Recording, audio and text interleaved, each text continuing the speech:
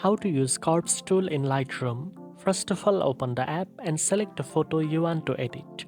Tap on Edit from the toolbar, then scroll down and select the curve under Light section. You will see a diagonal line on a graph representing the tonal range of your image.